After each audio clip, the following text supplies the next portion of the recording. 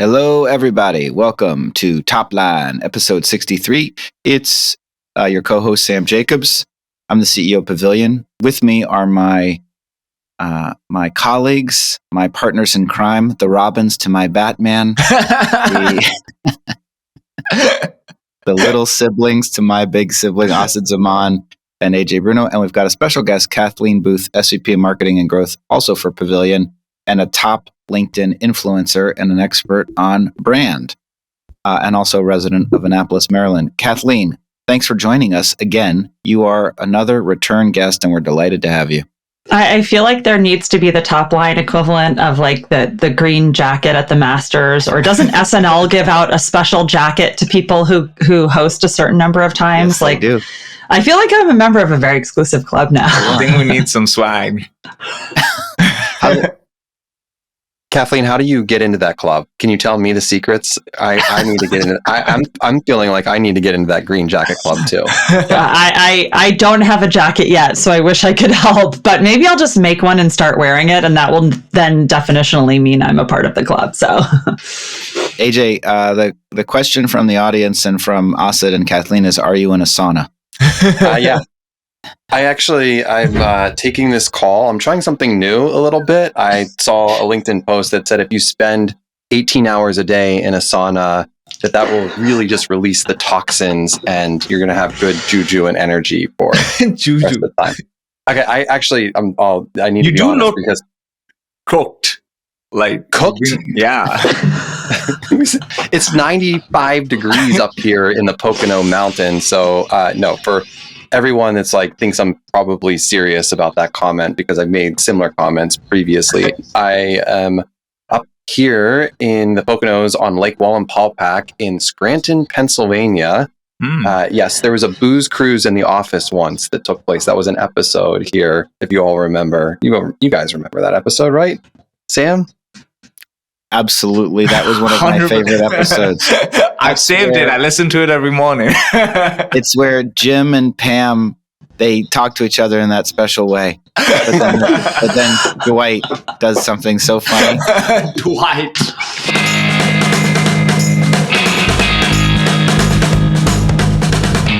Welcome to Topline, the podcast for the best founders, operators, and investors in B2B tech. Every week, AJ Bruno, Asid Zaman, and me, Sam Jacobs, will break down what's important for you to know to be the most well-informed professionals in the market.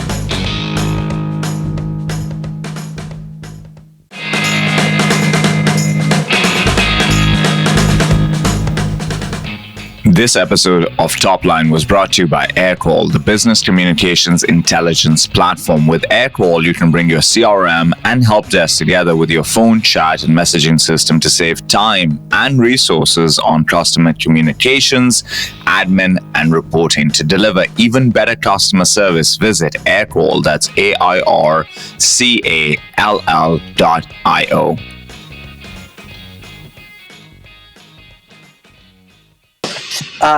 Yeah, but no, you know who was in that episode? Who's the star of the movie Arrival?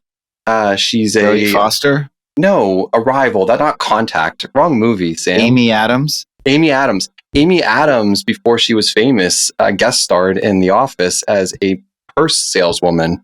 You didn't know that. Now you know. Fun fact. Not so fun. I'm not in a sauna out there. Not so fun. Well, shall we begin? Let's do it. Okay. So it's great that Kathleen's here because we're going to talk about the latest report that TrustRadius and Pavilion have put out that has some great research on buying behavior. And the most interesting insight in this report was that buyers have changed how they evaluate a product. And they are doing a lot more research prior to entering discussions with vendors. And this makes being selected into the shortlist that they eventually engage really, really important. Some of the stats that stood out in the report, so 96% of shortlists include 5 or less products, 63% include 2 or 3 products only. 78% of buyers are selecting products that they have heard of before and 66% lean towards established or leading products. 71% of buyers report going with the product that was number one on their shortlist initially, and 99% of buyers are very confident or somewhat confident in their final choice. And that 99% really stood out, that there's that much confidence when you're buying. Now, where do they go and they do their research? They speak to their networks. That's always been the case, and it always picks up in choppy economic environments where you're trying to minimize risk. You go to people that you trust and you ask them, who have you used? Who have you worked with that is good? Other places, Google, YouTube, LinkedIn. YouTube's interesting. It stands out because I think it's underappreciated as a channel in B2B, but it is the second largest search engine in the world, and buyers are using it.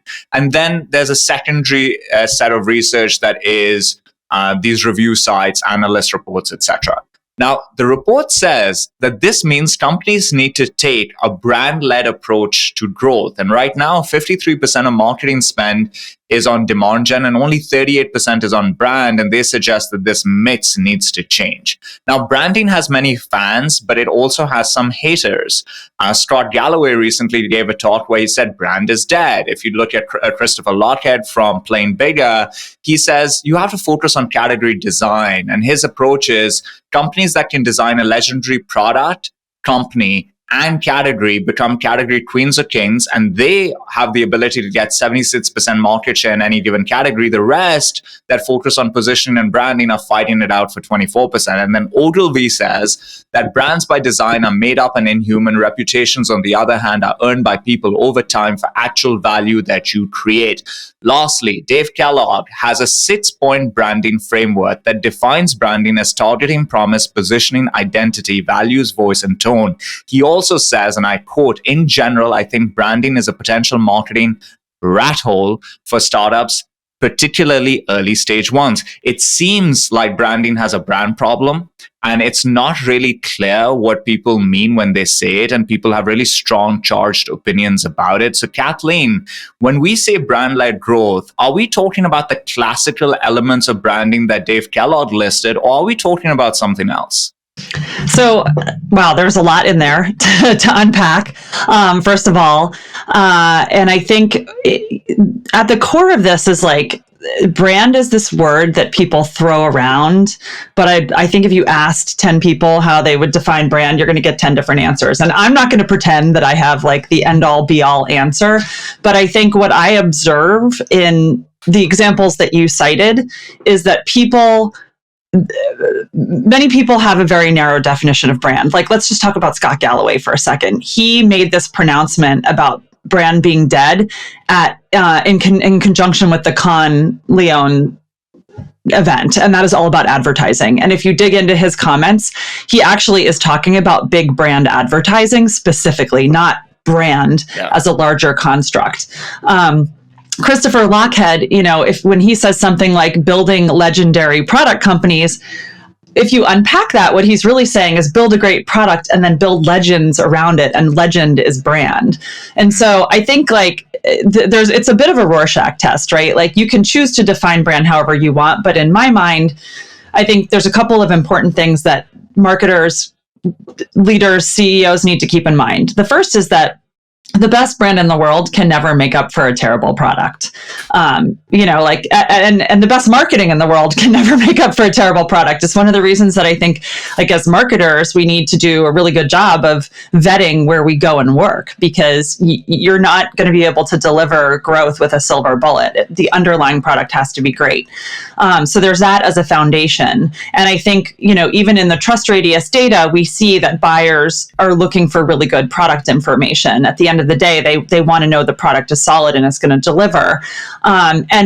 And what is, there's the old saying, nobody ever gets fired by buying IBM. And it's funny, I heard this more recently referred to in the Pavilion community as FOFU, and I'll let you unpack what that acronym stands for, because I know on this podcast we try to keep it clean. But I think that's a bit of what's behind this data, is that people at the end of the day, they want to make the right choice, but they also want to make the safe choice.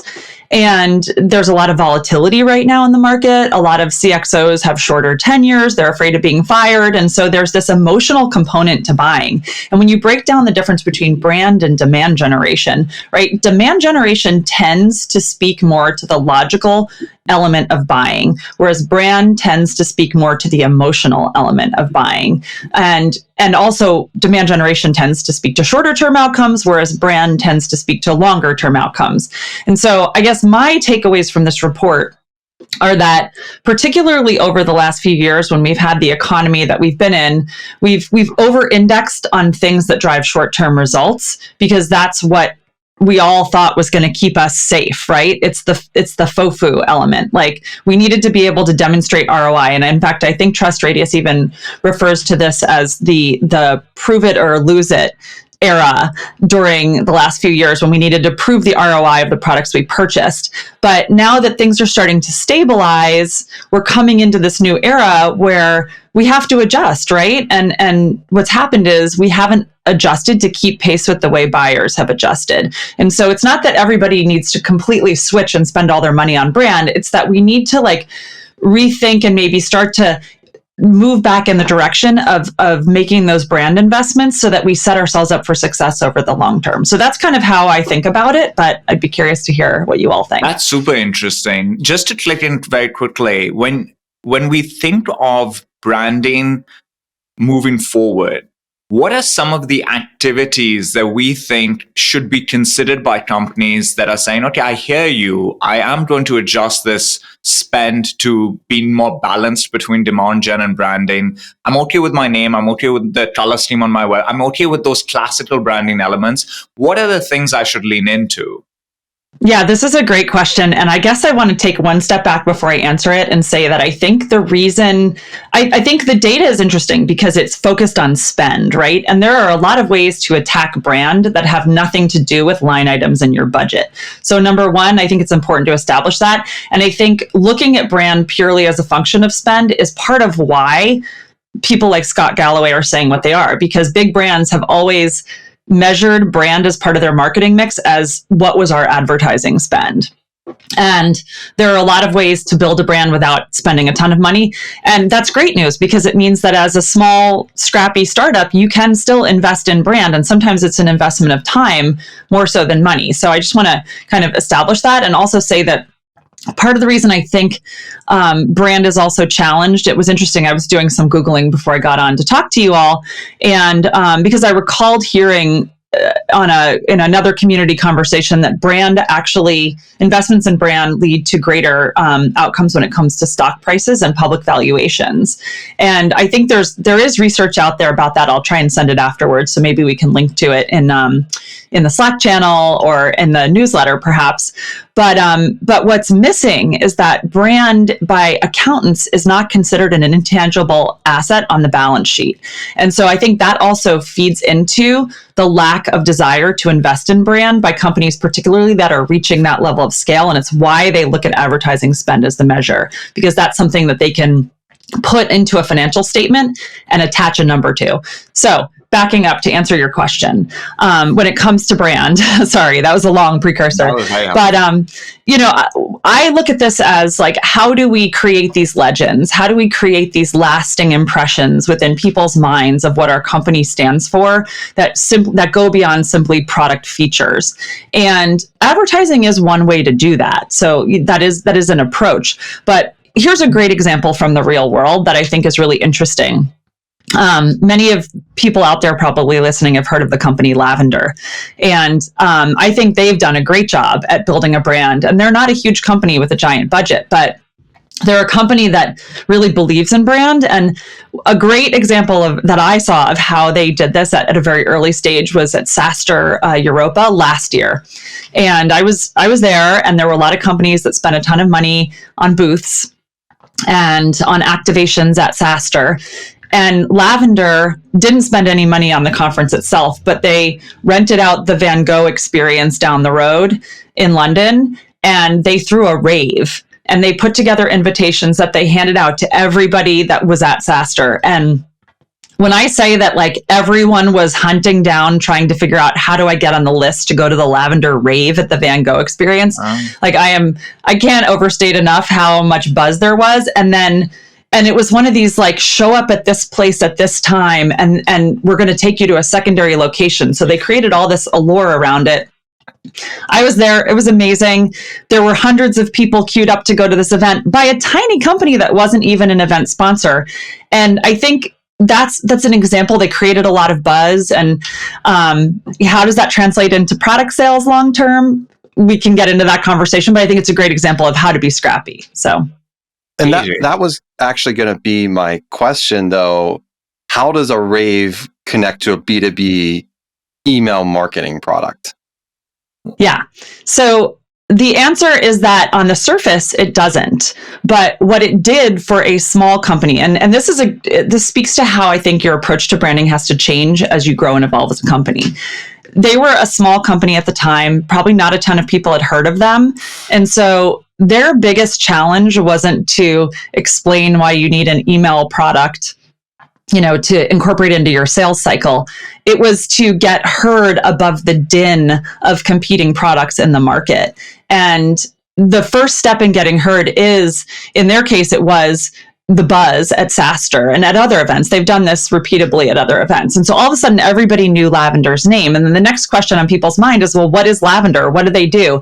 And they didn't try to answer that question at the event, but it gave them, first of all, it gave them people's contact information because you had to fill something out to get the invitation. And so you became part of their owned audience. But second of all, it got the conversation started. So then, and it engendered goodwill, because there is an element of goodwill when you're like, they threw this great party. I was a part of it. I experienced this thing with them, and I want to be alongside them at the next event. And so I think this speaks to that element of beginning to establish that foundation of trust through personal relationships. But wouldn't you say that that's a demand gen activity? And look, I'm not hating on a rave just because I've never been invited to a rave before. I get it. But I'm just wondering, like, that feels more like when I think about brand, Kathleen, and look, I love brand. I'll talk to like last year and how much we invested and took a contrarian approach. And it was really difficult for me to message to the board, to stakeholders, to whomever that we were investing in brand. But just taking from a contrarian approach last year, like this year, I think about it, brand is like you show up to a website, how you feel, you have product marketing, the voice of the customer, and then you have demand gen, that microphone. And what you talked about was like, did Lavender have a product, or any company have a product that like, oh, I've heard about it, I'm going to go check it out. When I go and check it out, that's what I would assume would be the brand activity behind it. AJ, I think that's actually what we're trying to get down to, which is that the classical definition of branding is very confined to your name, your color scheme, your positioning, all these elements that Dave Kellogg mentioned. But I think when we talk about brand-led growth moving forward, a way to think about it is things that we can do that increase brand recognition and perception in the eyes of potential buyers that might not immediately lead to an inbound lead coming through, but there's a jigsaw puzzle of things that we're doing that together might increase that recognition perception so that when somebody is making that short list, we're top of mind. Sam, what do you think about this? Well done, Asid. I'm a quick learner. We're working on how we share the microphone here on Topline. You're part of a build in public experiment. I think I really like what Kathleen has to say about brand. And I think, first of all, it's useful to define brand, which we still haven't done, actually. But AJ just alluded to it. Maybe that's what it is. That's what I tend to think of it, which is, how do people feel about your company? And it's some combination of trust plus affinity. And that affinity comes from a unique point of view on the world that they assume your company has, and their interest in associating themselves with that point of view. And that's why that Lavender rave is a great example. First of all, we're talking about it, right? So right now, we are creating awareness for Will and the team at Lavender, even though they haven't paid us any money. And so I think one part of what we should talk about is, why haven't they paid us any money? Specifically, why haven't they paid me any money? But secondly, I think So I do think that there's an investment in brand that comes from just like, how do people feel about you? I think it's really hard. I think the point that she made that you can't capture it on the balance sheet. So accountants don't view, the only thing that they know how to measure, just really interesting, is advertising. Because how do you measure how people feel about your company? I can tell you that Pavilion has a pretty good brand, I think, because I get people telling me that they know us, trust us, like us, even when they're not customers. And that people want to be associated or affiliated with Pavilion, even though, again, not all of them are interested in immediately becoming our customers. But certainly there's an audience that we can regularly have a conversation with as a consequence of what we describe as investing in brand. And that investment is far more than just, the color palette or the fonts or the look and feel or the style sheet that we put that attaches to joinpavilion.com, our website. It is also me talking. It's also Kathleen talking out in public, in social. It's how people feel about the company. So all of that just leads me to think that, well, I don't know where I come out on it, I guess, the point, because one of the things I think is like, it's still hard to measure. One of the points of this report, I will say, is what's the point of investing in brand? And the point of it is that there are many, many point solutions for all of the things that people are investigating and looking for answers to, and all of the jobs to be done that buyers have issues with. And in the absence of feature distinction, meaning that there's lots of feature parity, in the absence of that, there tends to be you tend to go with the people that you trust because of what Kathleen said, FOFU. And that you invest in brand on the margins to increase the conversion rates through the funnel and also to build the overall audience, even though sometimes it's not immediately clear how all of that manifests because it doesn't always show up in all of the dashboards that you have. So with that said, I'm going to call on Kathleen, who had her hand raised. Yeah, I just wanted to circle back to AJ. You had a really good question, I thought, about like, is that really brand or is that demand gen? And I do think it's important to say, at least in my opinion, I think of this as like a Venn diagram where brand is in one circle and demand gen is in another. And there is an overlap.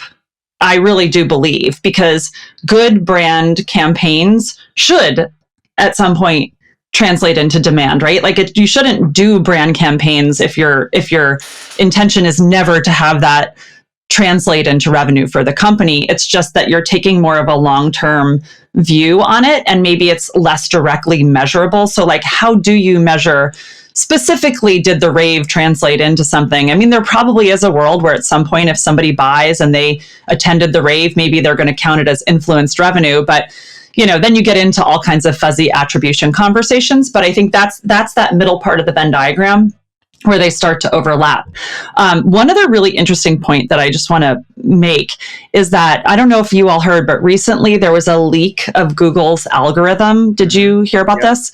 No. And there's been some analysis of it. I know Rand Fishkin wrote a really good article. And one of the findings that came out of this analysis is actually that brand has an outsized influence on how they rank you. So Google's algorithm looks at brand signals, brand strength signals, and disproportionately relies on that to determine where you rank in Google's search results, versus like what it had been saying publicly was EAT.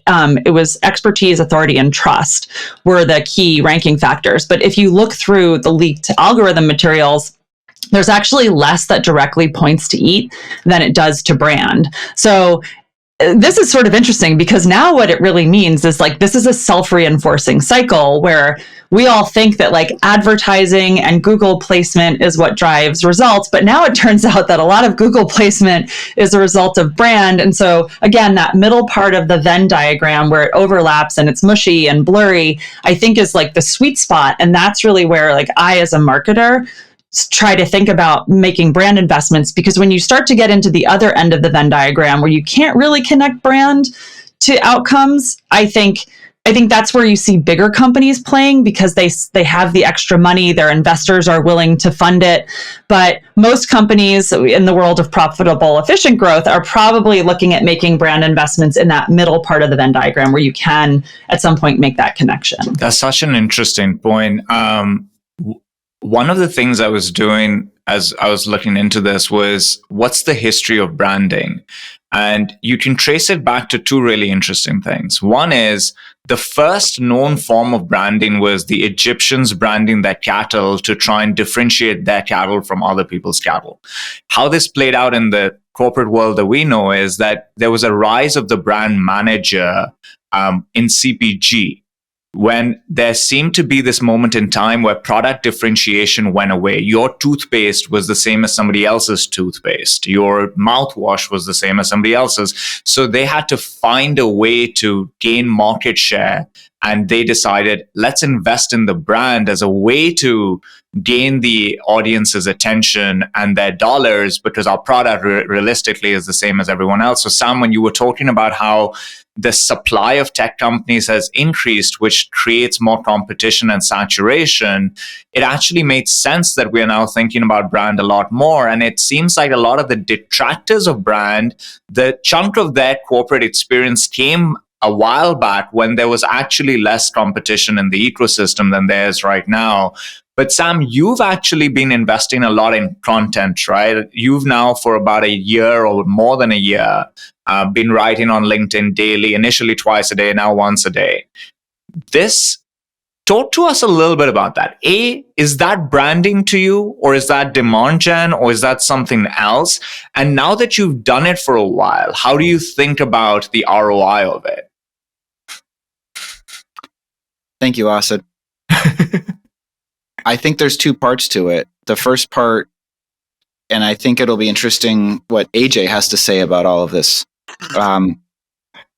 But I think the first part is audience development, and that feels like brand to me. And so the point of creating content on social media, which Kathleen and I do all the time, and all four of us do, this is social media in a way, is that we're establishing, it's almost what she said about the Google algorithm. We're establishing expertise and authority that's adjacent to the product that we're selling, but not directly related to the product that we're selling.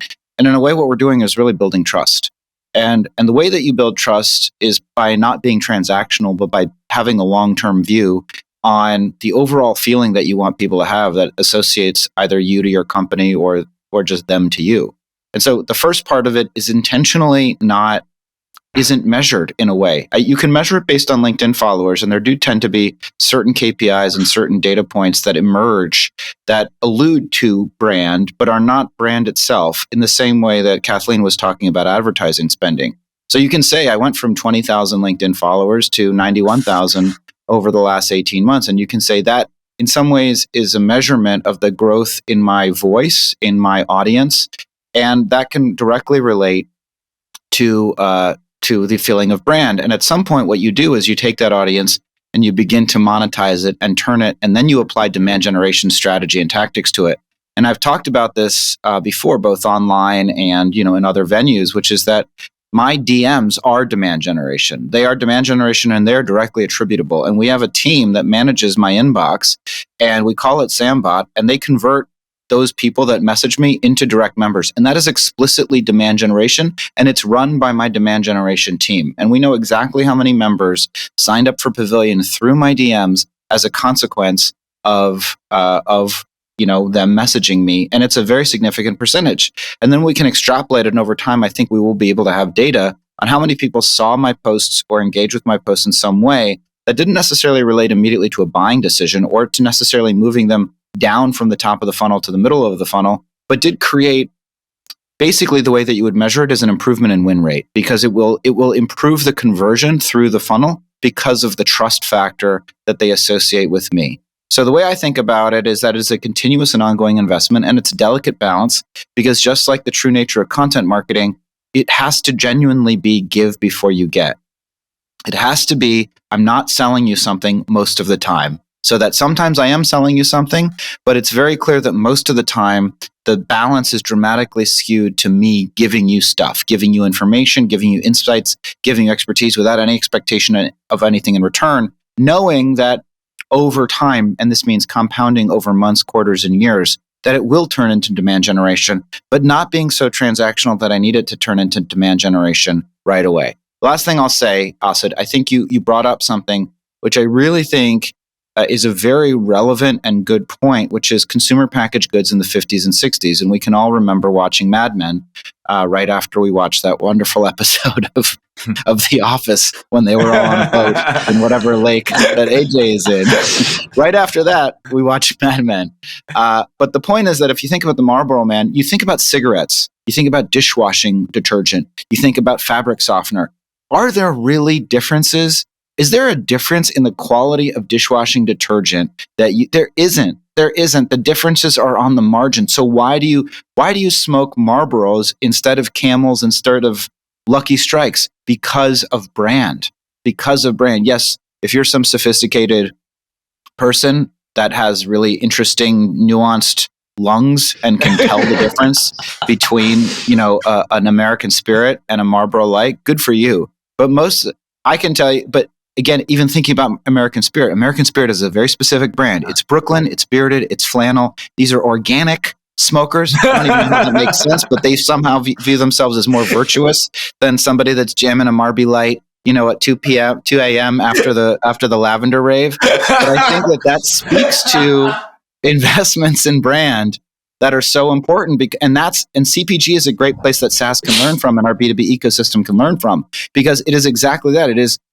It's not about feature differentiation. It's about how do you feel. And if I want to feel like I'm riding a horse through the American West and a frontiersman, and that I can throw a barrel of hay somewhere into the country, then I might smoke Marlboros, even though there's no difference in the tobacco. So I think it's a really interesting and relevant comparison that you made, and it speaks to why we make investments in brand. Now, I would like to go to AJ. AJ, what do you think, sir?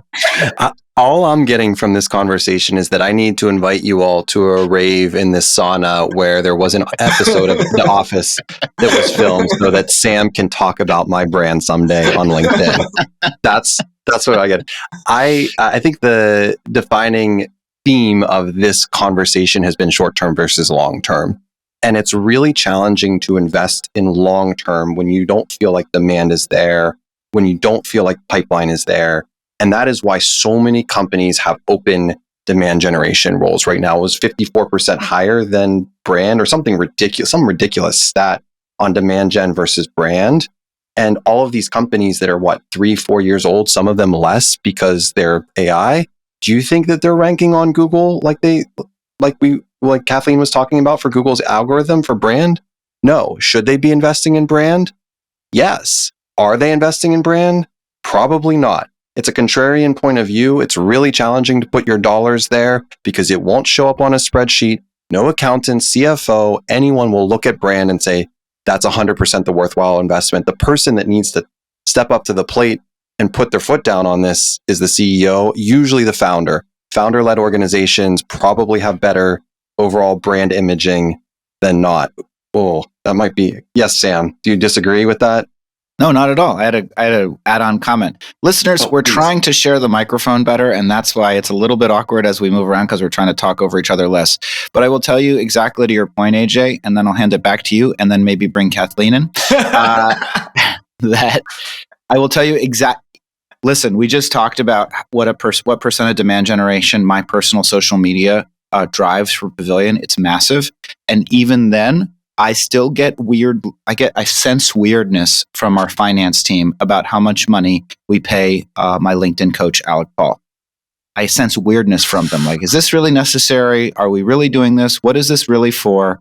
And it's fascinating because it's clearly, the ROI on it is definitely 10x. Definitely.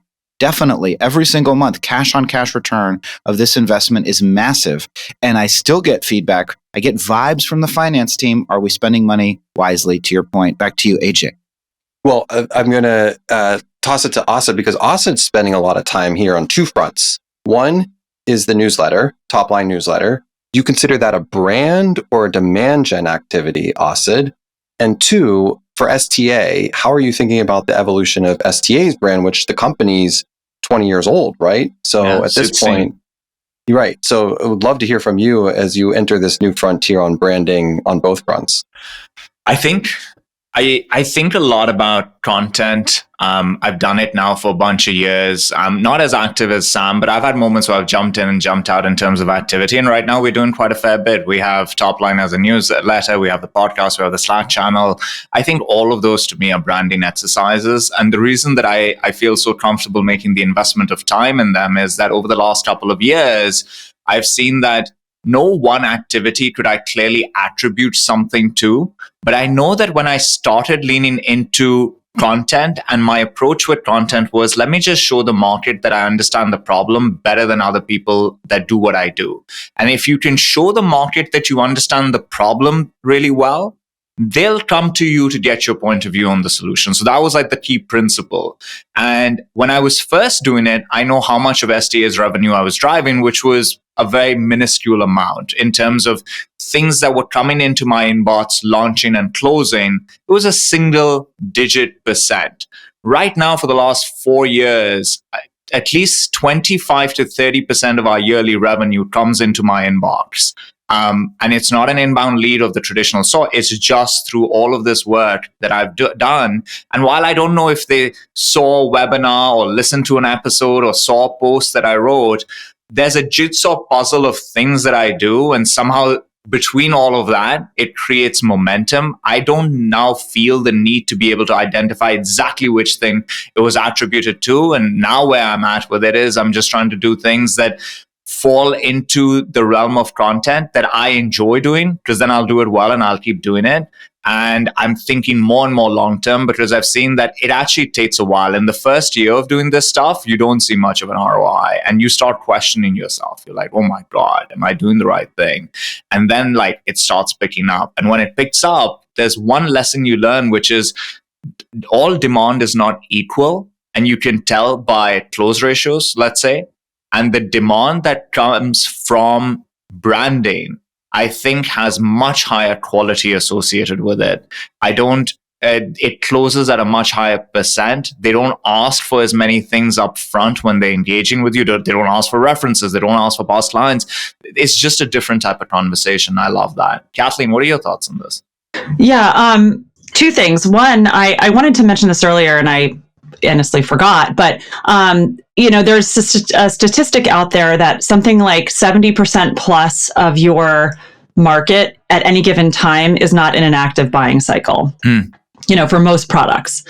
And so this is why I think it's so important that we not ignore brand investment, because brand investment is what keeps that audience warm to you, so that when they do, and this, like, some people refer to it as demand generation versus demand creation, and maybe you might call this demand creation, but the whole idea is that when somebody does enter into a buying cycle, when they do realize they have a need, or when that window opens up, you will already be in their consideration set because of your brand investment. Versus if you're just taking a demand generation approach, you have to somehow have the stars align so that you wind up in front of that person when they all of a sudden come back into the market. And that's why demand generation is more expensive in many senses than brand, or it can be more expensive. It's easily measurable because the action takes place shortly after you make the investment. But with brand, presumably, and I don't think there's a lot of really good data out there on this, so I can't necessarily back it up with a chart or a graph, but I would think that like brand investments over time would help lower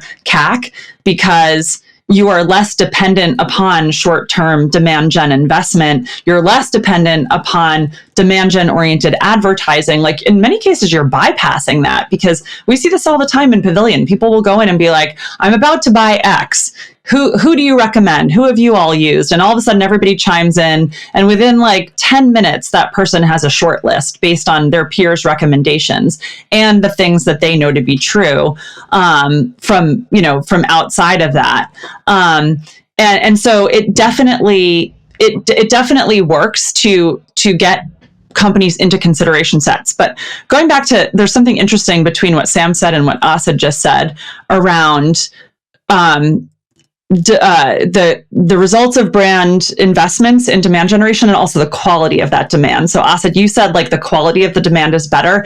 We actually studied this. So I gave a talk at the spring conference by Winter earlier this year, and I looked at Pavilion's pipeline, and about 30% of our pipeline comes from organic LinkedIn. And I worked with our head of demand generation to break down, using our AI tools. We broke down the qualitative "how did you hear about us" responses and looked at what was LinkedIn versus when people mention Sam's name or my name or like a person's name. And what's so interesting is that the conversion rates for people who just mentioned LinkedIn or who we could prove came in through LinkedIn more broadly, I think was like 17%. But the conversion rates for people who mentioned like Sam or myself, the average conversion rate was 41%. Wow. So that difference right there in the conversion rate, I think, is probably the closest we're going to get to data that proves that brand investments work, because clearly if we can scale that, like, it will have a disproportionate effect on our ability to attract and close new customers. And I would think that would be true of most companies where brand is strong.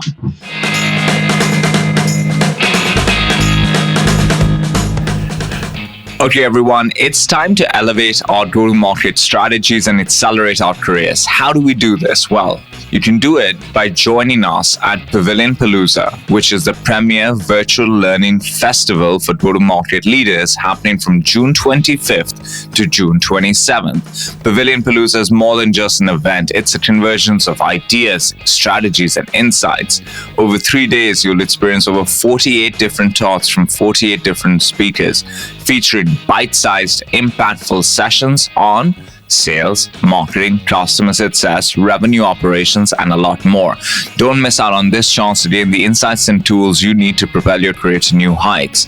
Register at joinpavilion.com/pavilionpalooza or click the link in the show notes. See you there.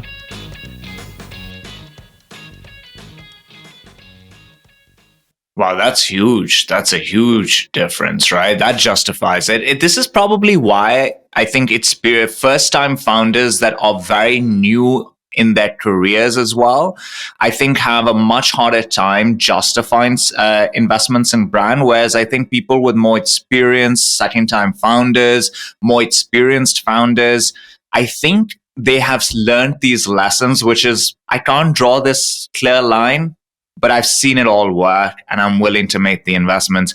AJ, when you were thinking about rebranding last year, it was really interesting. We were all in a tech recession.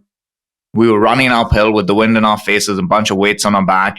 And you guys went through this. It was a beautiful rebrand, but you rebranded. And it was at a time where one would say, none of your competitors were making those investments and you guys made it. You had a hypothesis. Can you walk us through what was your thinking there? Why did you decide now is the moment to do it? What was the reason you wanted to do it? And did you get the result you were looking for from doing it?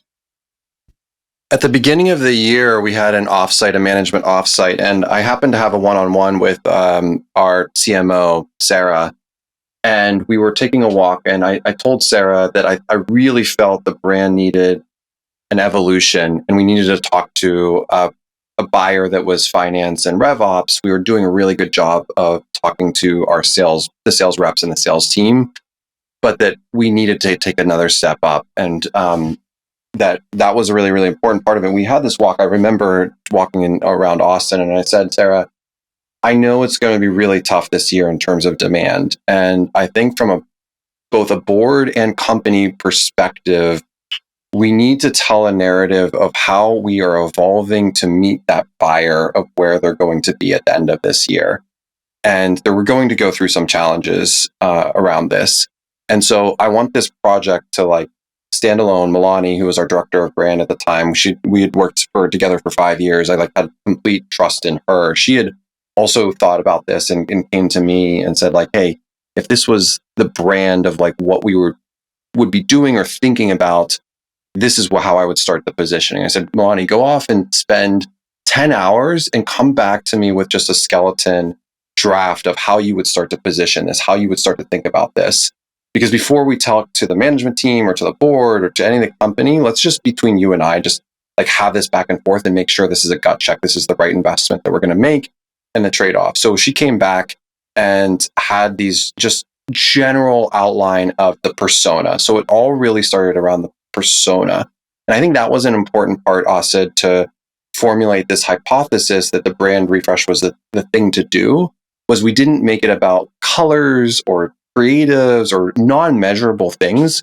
We made it about the positioning aspect of the brand, and we focused on that. And then that became easier to tell what this was going to bring, because everyone can understand from a customer journey perspective of, oh, of course that makes sense, that we're releasing features for more the mid-market. The more the mid-market has complexity around revenue operations and finance, therefore we need to position the brand.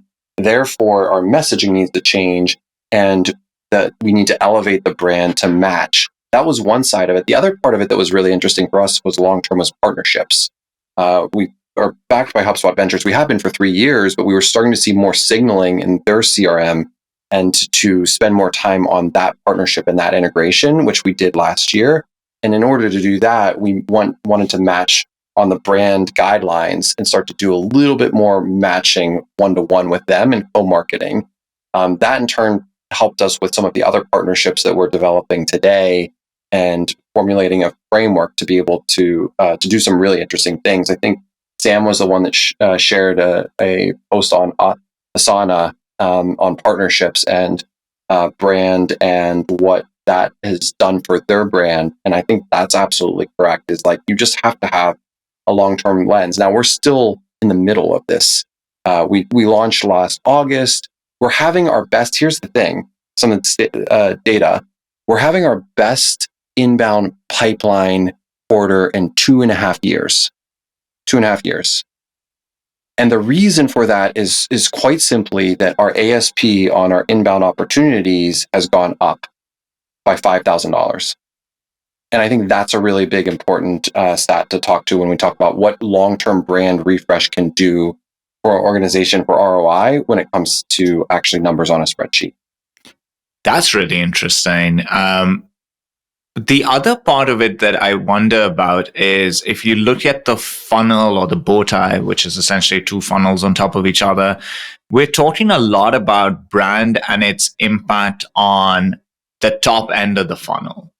Sam, do you think that the same stuff that we're talking about right now has as much or a significant impact on the other side, let's say when it comes to retention, upselling? What are your thoughts over that? No, I don't think it has the same impact at all.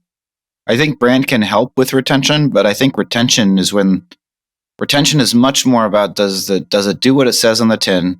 Brand is what gets you into the conversation.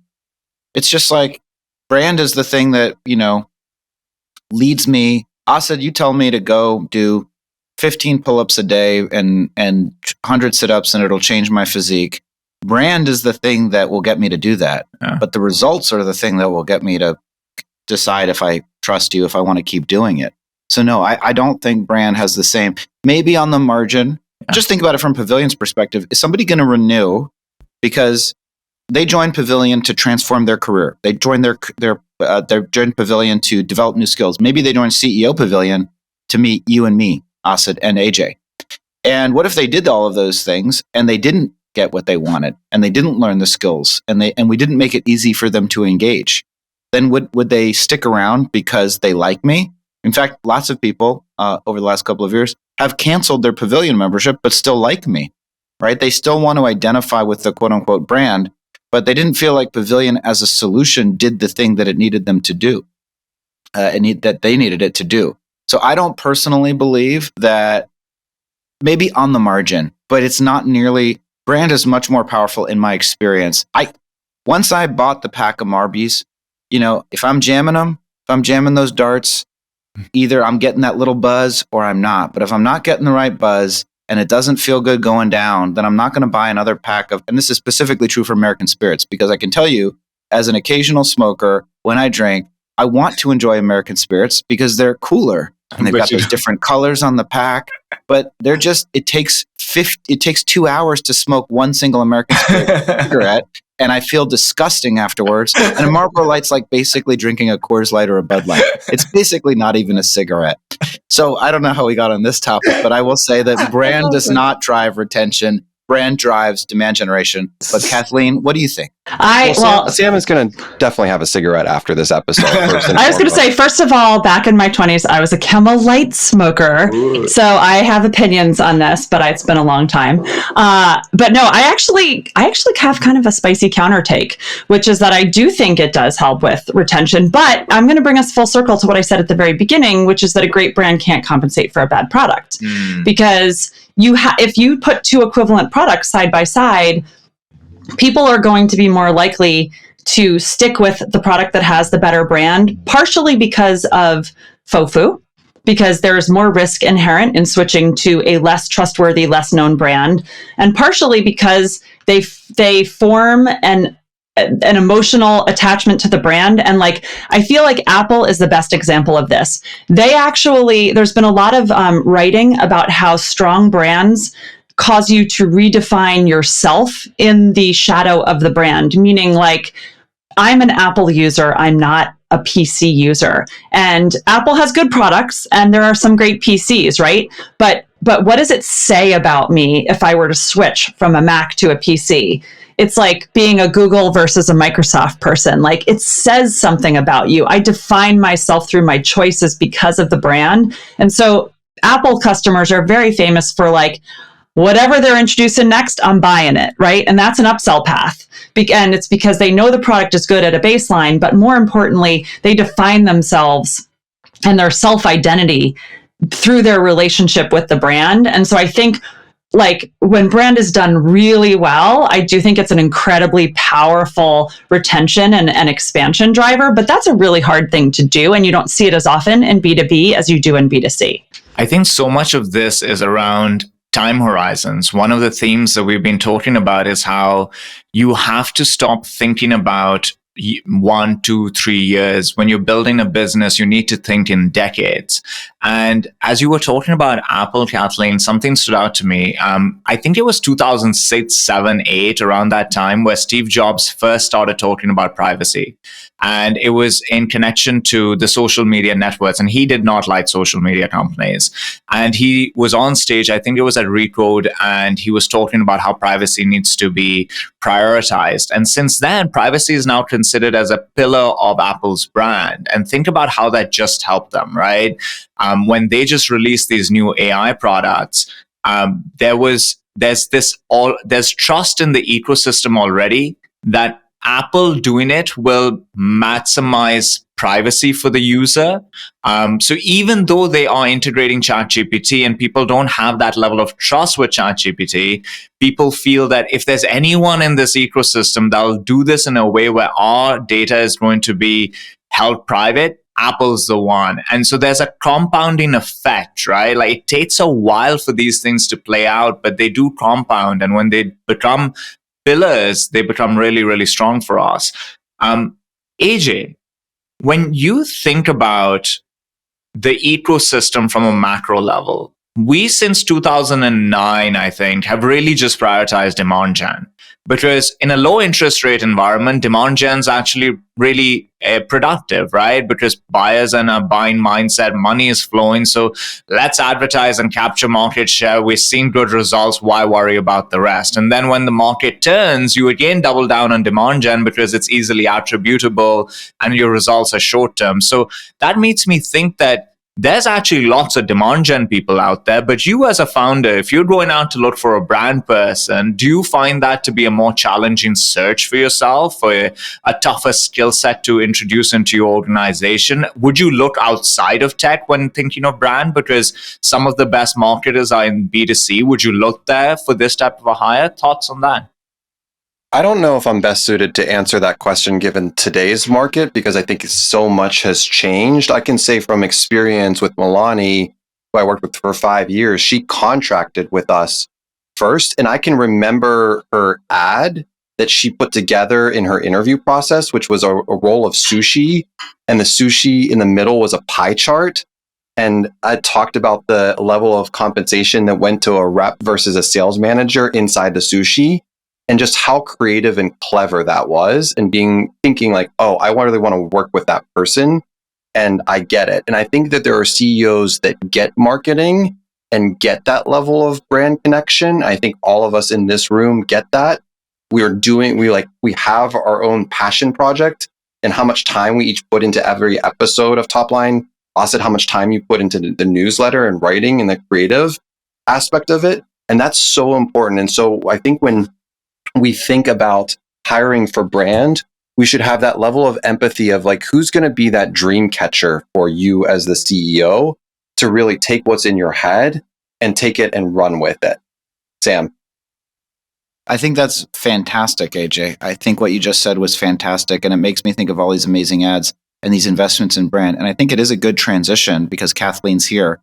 She's a big driver of the new Topline newsletter. And you've alluded to it a few times, but we haven't actually said what it is or why the world needs a newsletter right now, because there's already so many newsletters. So I think it's a good transition point, in my opinion.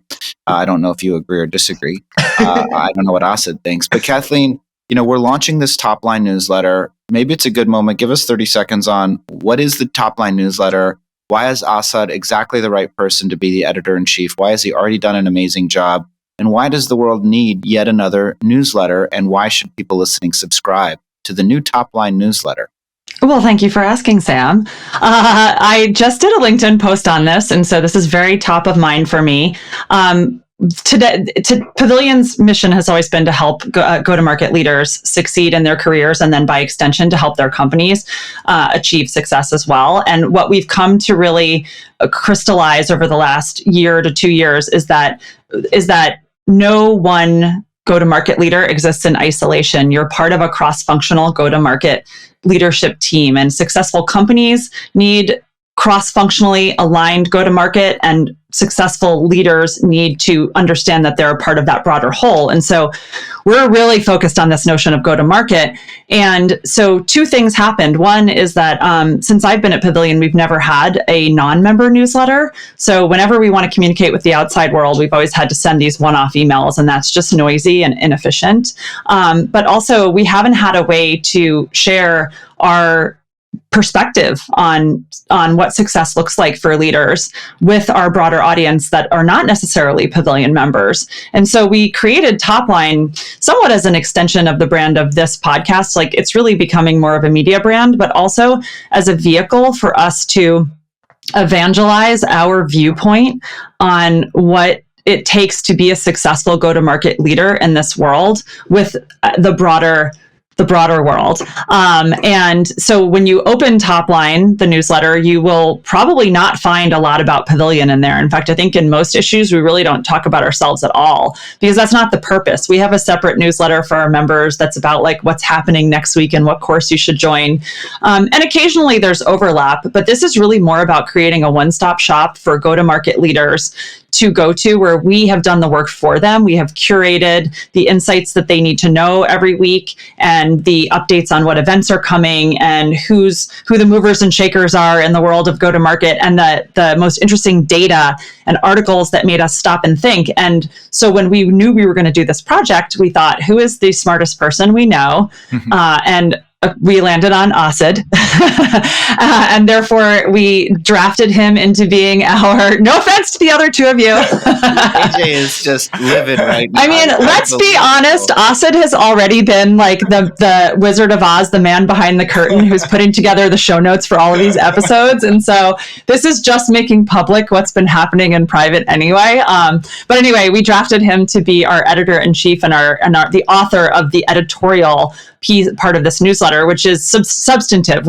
This is not a newsletter where you'll go and just have like 5 links off to random blogs. Like, Asad writes an article that lives in the newsletter, so you can consume all that goodness out of his big brain in one sitting just by reading the newsletter, and feel smarter at the end of it every single time. I love hanging out with you guys. I always feel better after it.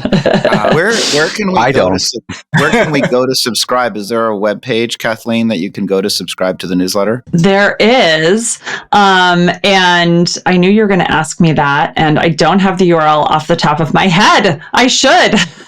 Well, before we're done, I'll find it. We'll put it in the show notes. All right. Yes, but I'll have it in a second. Time for, you look for it while we do shout outs and wins of the week. This was a great conversation. Thanks to AJ for his gesticulation off camera while he wasn't speaking. That was one of the great contributions to my enjoyment of this episode. Asad, shout outs, wins of the week. I'm reading two books simultaneously. One is Working Backwards. You guys spoke about it a couple of times. And the other is The Innovator's Dilemma. And I actually hadn't read either. And it's just both are great books. And so people should go buy them and read them. It's just so interesting I find that I spend a lot of time consuming content. And you feel like you're on top of it, but there are always these resources out there, like these books that are so full of such interesting insights that you haven't read and that you read and they change your mind. So I've just been contemplating how it's almost impossible to be on top of everything, which is why you need community, friends, colleagues to just point out the signal from the noise, because it's hard to pick yourself. But here I trust you guys. And when you guys said, okay, this is really, really good, I immediately bought it. And so it's just been making me think of not the books as much, but actually the power of friends, colleagues, and community. So shout out to friends, colleagues, and community, I guess. I love that. AJ, how about you? What's your shout out? But it could also be a win of the week. I'm going to keep the theme of books going because I am out here, as you all know, in the Poconos where the episode of The Office was filmed. A very famous episode of The Office. Did you know that Amy Adams was in that episode? I'm not shouting out The Office. I'm shouting out the book Unreasonable Hospitality by Will Godera. Oh my God, you just made Kathleen's day. Yeah, I love that book. It's great book. And I'm halfway through it. It's a book about exceeding expectations and how to put the personal touch, really taking care of the details. That has nothing to do with B2B SaaS. It's everything to do with the restaurant industry. And it's a fantastic book. So halfway through, Kathleen, you're also a fan? Hugh, I'm trying to get Will to come speak at a Pavilion conference. Kathleen, we can do that very easily. Brandon's very good friends with him. Brandon, I'm already working that connection, Sam, and it's not working. Really? For GTM? Yeah. Oh, all right. Will commands substantive speaking fees, which is wonderful for him because he's written an incredible book. As soon as he showed up in the episode of The Bear, I think it he just blew up after that, I think. So, well, the book, yeah. Kathleen, what's your shout out or win of the week? And did you find the URL? I did. So if you'd like to subscribe to Topline, go to joinpavilion.com/topline-newsletter. That is joinpavilion. We're going to have a redirect URL soon. I've now learned this lesson through this conversation. But my shout out is actually to the person who is always evangelizing Pavilion's brand, which is Jeremy Chaplin, our creative director. I think that he is an amazing asset to our team. He, AJ, to your point, he is exceptional at creating beautiful visual brands, but he is that creative director who knows deeply that brand is more than just about the visual brand. It's truly about how you imbue the essence or the heart of what your brand stands for in everything you do. And he's always like the conscience of Pavilion when it comes to making sure that we're doing that. And so shout out to him. I love that.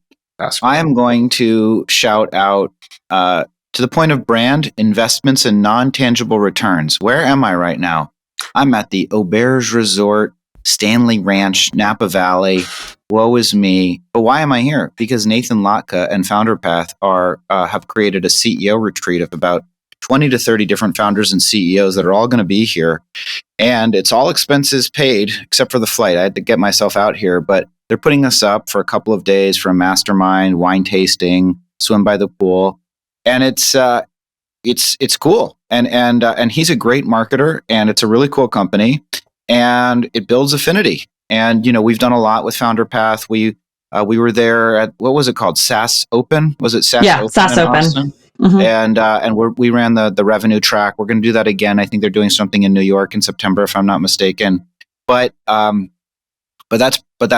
it's a testament to the investment in brand, because I just saw him. I'm going to get to know him over the course of the next couple of days, and he does a great job marketing. So my shout outs to Nathan Lotka and Chris Somm, who's helping him plan the event.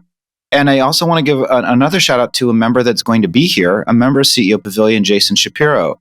Why? Jason is teaching a course on the art of fundraising, how to raise capital in a difficult world that's focused on profitable, efficient growth.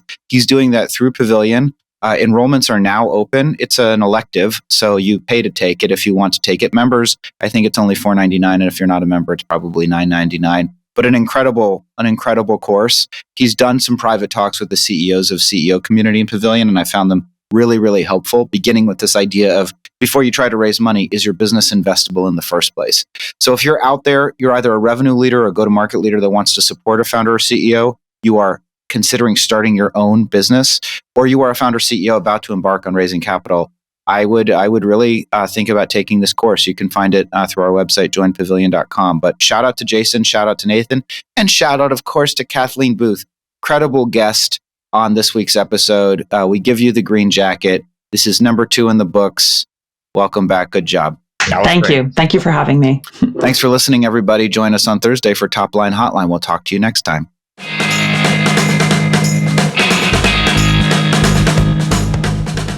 This episode was brought to you by AirCall, the business communications intelligence platform. Deliver a better experience for your customers and your teams at AirCall. That's AIRCALL.io. Save time, save money, and improve performance with a single communications platform.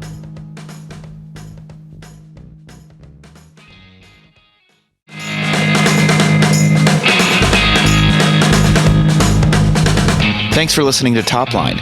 New episodes come out every Sunday. If you like what you heard today, subscribe so you never miss an episode, leave a 5-star review, and share it with your friends. Don't forget to join our Topline Slack channel to connect with us and discuss the topics we cover with other listeners. Click the link in the show notes. Lastly, if you're interested in joining Pavilion, you can learn more about membership at joinpavilion.com/membership. Thanks again for listening.